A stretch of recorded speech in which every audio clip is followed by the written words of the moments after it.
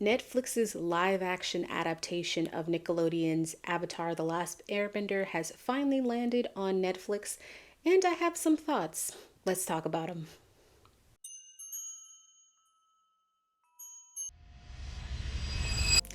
Hello, my name is Diamond, aka Lady Leo. I am a lover of all things nail polish, movies, TV shows, makeup, games, all sorts of things. My hope is that you come to my channel, find something that you like, and hit the subscribe button because I would love to have you. So, Netflix just dropped their live action version of Avatar The Last Airbender. First season, 8 episodes came out this Thursday, February the 22nd. So, this live action remake is a adaptation of the original show. So the original show was on Nickelodeon and it ran from 2005 to 2009. I think I picked the show up in terms of watching it actually at the end of its run. It was right before that movie that we all pretend like doesn't exist. The one from M. Night Shyamalan came out, which I think came out in 2010. So I started watching the show probably sometime 2009, 2010. I got really into it right before that movie came out that doesn't exist. And then I finished the show, and then I went on to watch. I went on to watch like part of The Legend of Korra, but for other reasons, I didn't end up watching The Legend of Korra until much later. But I have watched all of it, and I rewatched. I rewatched both of those when Netflix put it first on their platform.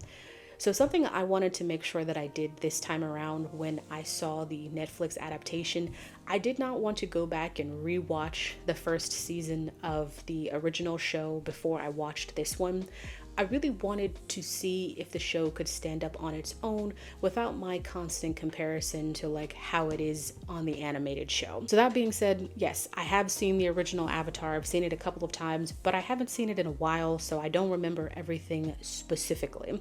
So I thought that would be a good foundation for me to go in, watch the show, who's somebody who is super familiar with the show, really loves the show, but doesn't have like this fresh memory of like the first season. I think that was a good move on my part because it allowed me to be a lot more objective. Whereas I think if I had gone in and watched the first season like right before I went in watching this, I would have been much more critical.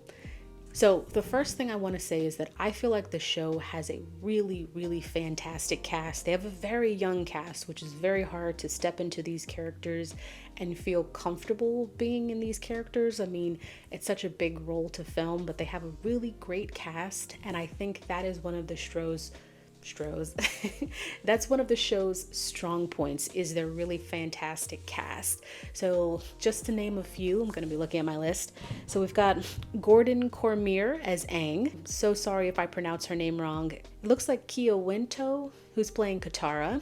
Ian Ousley as Sokka. Dallas Liu as Zuko. Paul Soon Hung Lee as Uncle Iroh, Daniel Day Kim as Fire Lord Ozai, and then we have Elizabeth Yu as Azula. And you'll be happy to know there's no mispronunciations going on with any of the names on the show. So, outside of that movie that doesn't exist, when they said that they were going to do a live action version of this show, I must admit I was not excited. First of all, in my mind, who is this for, right? Like, I'm assuming it would be for the people that watch the show, but the problem a lot of times when you make a live action is that they also want to appeal to people who don't watch the show, so they end up doing a lot of like cutting so that they could make it accessible for people who are not fully aware of the show. So as a general rule, I don't really like live action remakes in any capacity. I tend to feel like they are usually very subpar as it relates to the original, and I would much rather just watch the original. I really enjoy anime. I enjoy watching things in an animated format. I think there's some heated debate about whether or not this is considered anime. I don't think it's technically anime because it doesn't come from a Japanese studio, which I feel like is the definition of anime. But outside of that, like if you're just talking about like, is it on par with an anime? I do think that the original show is very on par with an anime. And it was a very mature show for a Nickelodeon. Like, I think we were all surprised when we started watching the show and we're like, oh, this is good. Oh, this is good. I mean, I absolutely love this show. So when they said they were making live action, I got very nervous because that movie that we pretend like doesn't exist was terrible. I mean, terrible is being nice. It was atrocious.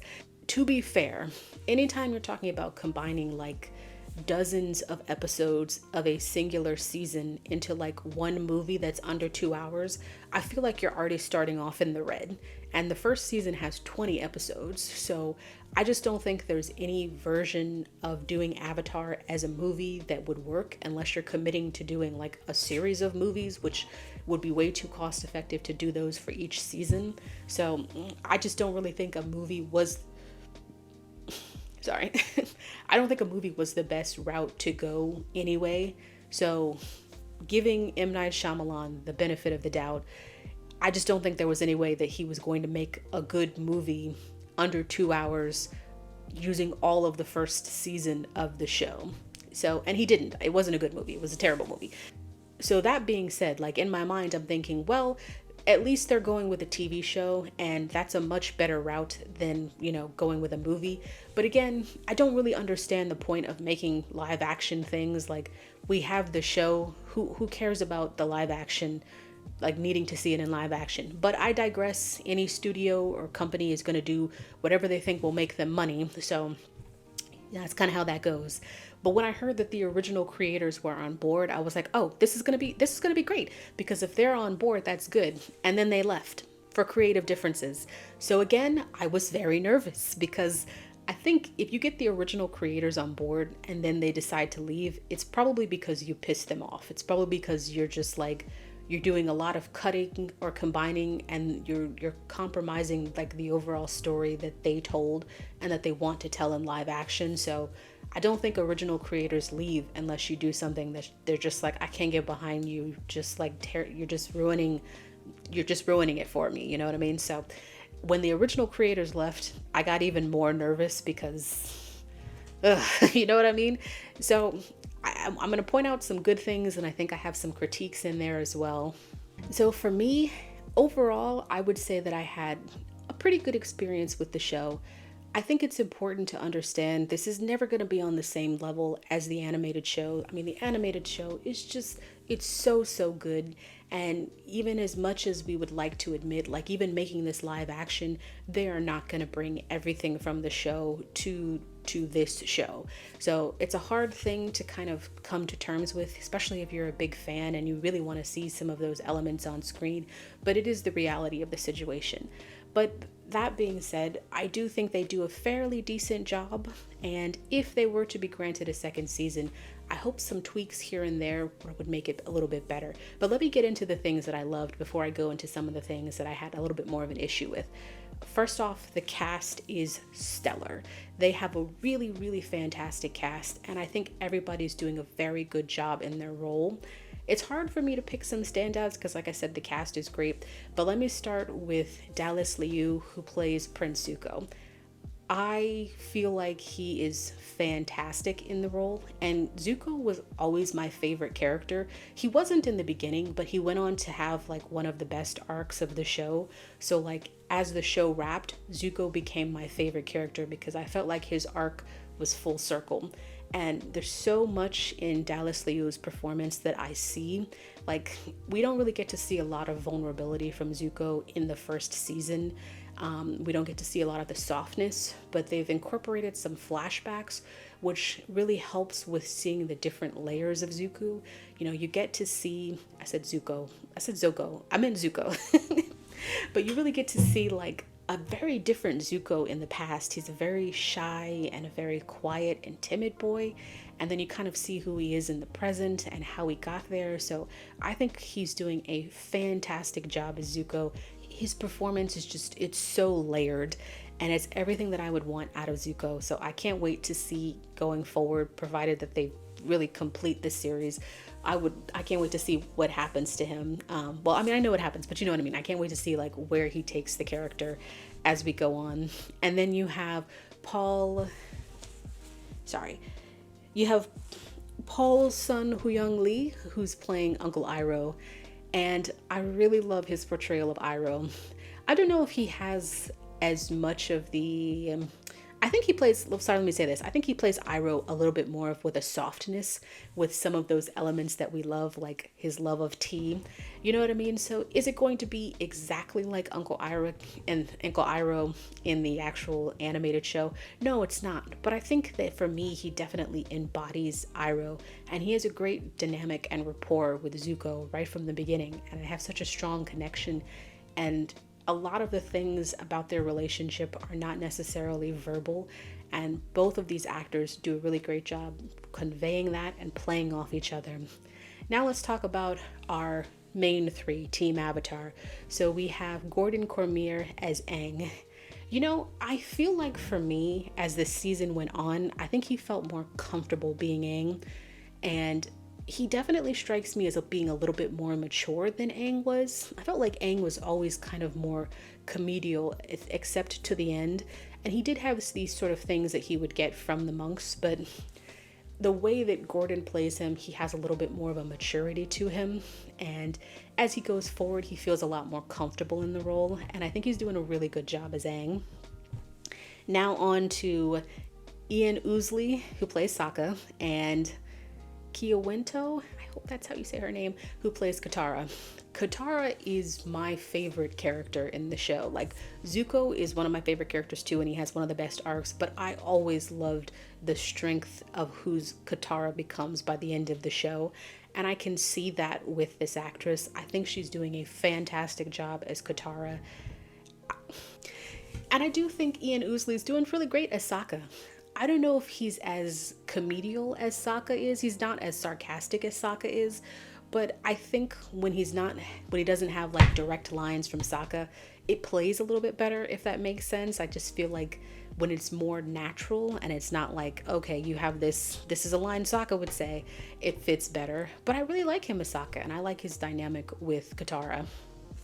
Now, as for the other two, so you have Daniel Dae Kim, Daddy Kim, playing Fire Lord Ozai.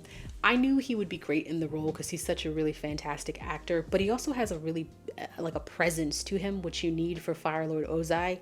We don't actually even see eyes. Oh, I can't pronounce things today.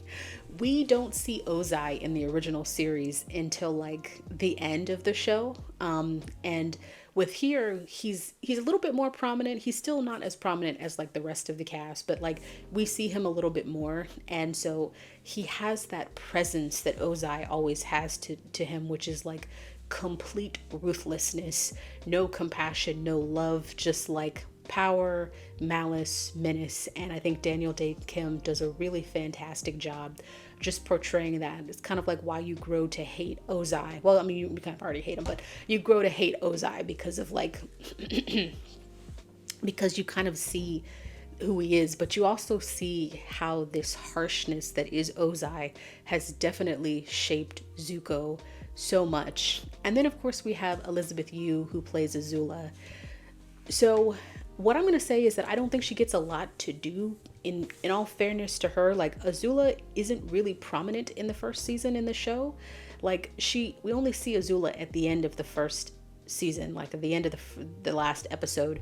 And then she becomes more prominent in the next two seasons. So for me, I think they've decided to bump up Azula being in this season to kind of point out her mental state and how that affects her in relation to her father, which I can't decide how I feel about Azula being more prominent in this season.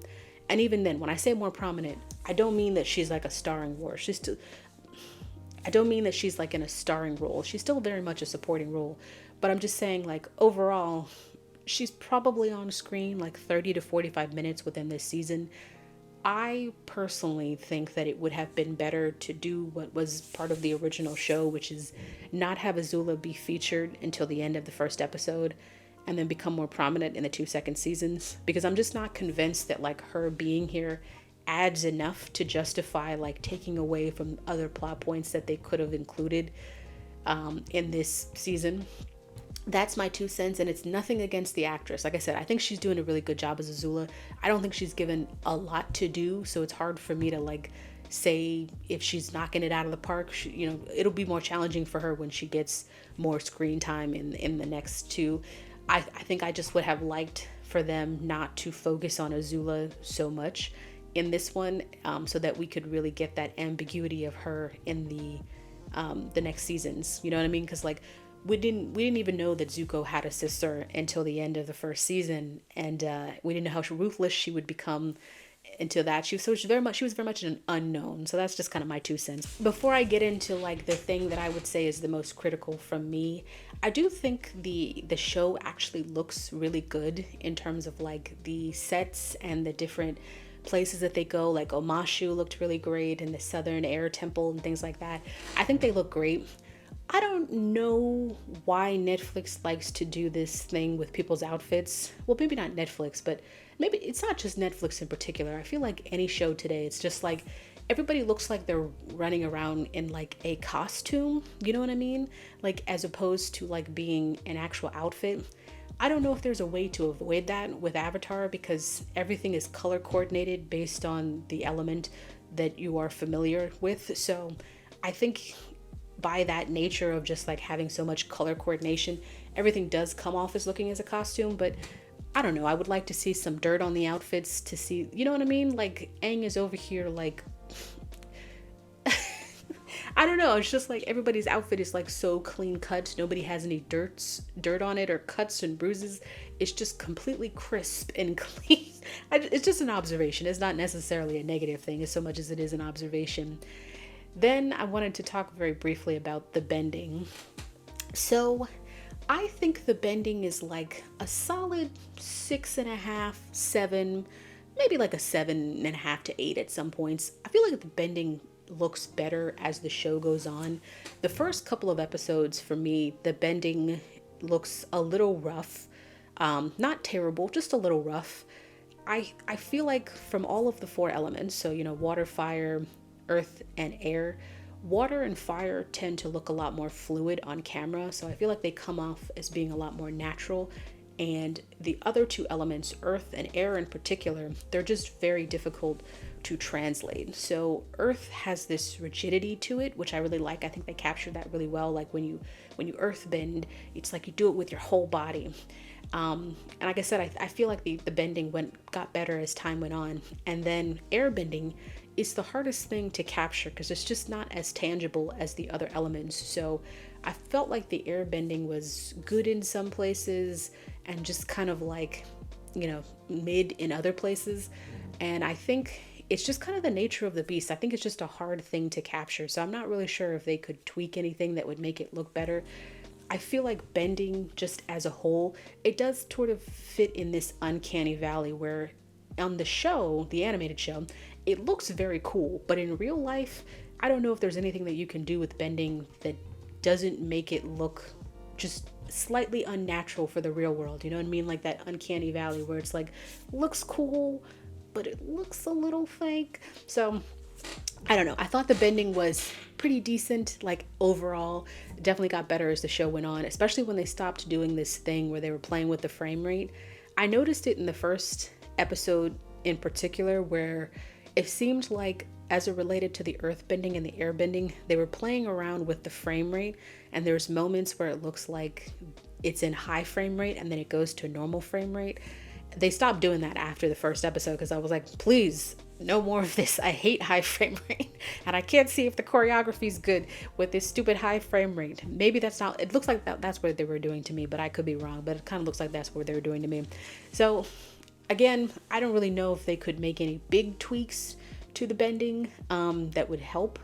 I think if they did, airbending is the one that would need to be tweaked the most. But overall, I enjoyed the bending, and the bending is such a big part of the show too, but I thought it was pretty decent all the way around. So now I want to get to what I would say is definitely one of the hardest things to kind of accept, you know, when you have this transition to live action, which is, even though they're still making a TV show, you're never going to be able to include everything. Hard thing to accept, but it is a general truth. So you have 20 episodes of animation being condensed down to 8 episodes, and considering that they're also sort of adding more elements that weren't prominent in the first season, you know, like they're adding a little bit more of Azula and Ozai, and they're adding the Southern Air Temple being destroyed.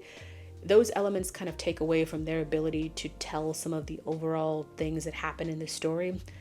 The way that I feel is like the first couple of episodes and the last couple of episodes that take place at the the Northern Air tribe, those are actually really, really good.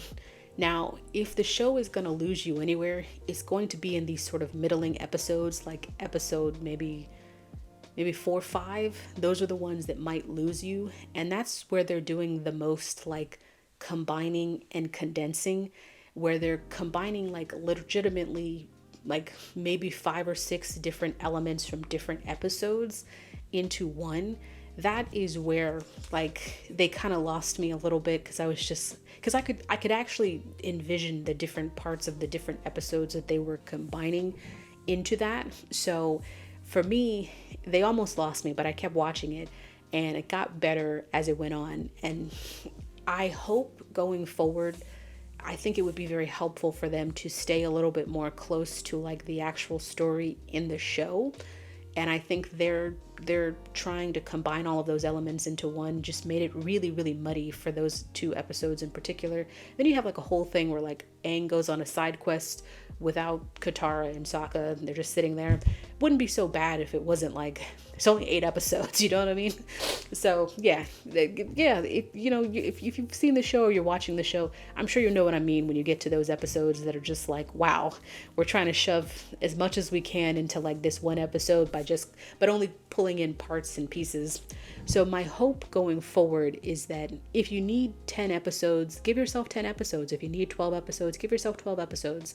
I mean, the show only gets more complicated as time goes on. So I don't know why we have decided that like 8, 6, or these, I don't know how we come up with the arbitrary number that like this is the right number to do like this season. And I would like to see them stick a little bit more clearer. Or, if they're not going to be able to incorporate something, just take it out. They didn't really mention this in the show, but I'm sure it's something that they're going to talk about in the next one. So in the original animated show, Aang is on very much of a time crunch because they find out in the middle. Sorry, maybe I should give a spoiler warning. So this is a little bit of a spoiler warning because it's just something that I wanted to discuss. So if you've never seen the animated show, this is, I guess, a little bit of a spoiler warning. They kind of touch on it a little bit at the end of the first season, but you've been warned. Spoilers. Anyway, so in the animated show, in the middle of that show, Aang and the team Avatar, they realize that Sozin's Comet is coming back in like a year. So basically Aang has a year to master the other disciplines, which is a very accelerated timeline because most avatars basically get years to be able to become more proficient in the other elements that are not the element of their birth. So for Aang, he didn't have this. What it adds to the show, animated show, is this deep sense of urgency because Aang has to learn those other elements in order to defeat the Fire Lord before Sozin's Comet arrives. So I saw a news article that kind of explained that because of the ages of the actors and they're growing, they're going to have to expand the timeline to like a couple of years in terms of like Sozin's Comet, which I think makes sense. You're going to have to take into account the actors' like original age. I think that is going to create more problems than they realize though. Or at least it's going to be more challenging for them in that regard, because I feel like I'm deeply concerned that Netflix is going to become very greedy and they're just going to want to milk the show for as much as they can. But like taking the actors' ages into account is a real thing. You can't sit here and do like 6 seasons of a show that originally had 3, because it's not like you're going to be putting out a season a year. Normally, it takes 1.5 years to 2 years for them to produce a new season. So even if they did the normal 3 seasons, we could be talking about 6 years in terms of the actors' ages, which is a really big deal considering that Aang was only 13 at the end of the series. So I think they're going to have to, if I were them, I would still keep it to 3 seasons. I would probably just do season 2 and then cut season 3 into 2 parts, film it once, and have those 2 parts come out in the same year. But I guess we'll kind of have to see if they grant a second season, because Netflix tends to be very, axe happy. They tend to cut a show off before they give it a chance. And so we'll see. I personally would like to see them conclude this series because I would like to see their iteration of the show as a whole. Plus, there's a lot of really great moments going forward that I would love to see on the screen too. So my overall thoughts on this adaptation is that I had fun. I thought it was decent in some places, and I thought it was really good in others. And overall, I did enjoy myself. I do miss some other elements from the original show, but I understand this is not going to be on par with the original show. Like I mentioned, I would still like to see them complete the season. I would really love to see Toph in live action. If you know she is, you know who she is. I would really love to see Toph in live action. I would really love to see that. So I would be interested to see where they go from here. I would hope for the writers, maybe give yourself a couple more episodes. I get it, it's expensive. The show is just really expensive, and so that is my hope. My assumption is that maybe Netflix has this arbitrary number because it's we're spending $120 million for an 8-episode season. That's a lot. It is a lot. But I mean, how much more was an extra $20 million? Most of that's got to go to the production budget or something, or the special effects budget. I'm just saying the actors are pretty young, so I don't think any of them are demanding. Most of the cast is pretty young, so I can't really see them being getting paid millions of dollars an episode, you know what I mean, like on Game of Thrones or something like that. So I don't know, I'd be interested to know where the money goes.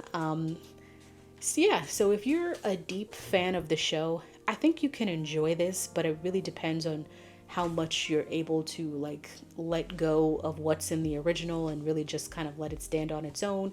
You're gonna miss some elements from the original. Like I said, the middle section of the show does really get a bit muddied, so if you can make it through that section, it gets a lot better. And I see some good roots in the show. I see some good foundation, and I think if we made some small tweaks, and if they listen to some of the things that we liked and that we don't like, I think the show can be really great going forward. Never going to be on par with the original, but that doesn't mean that it can't be good too. Well, if you have seen the show, let me know in the comments below what you thought of it.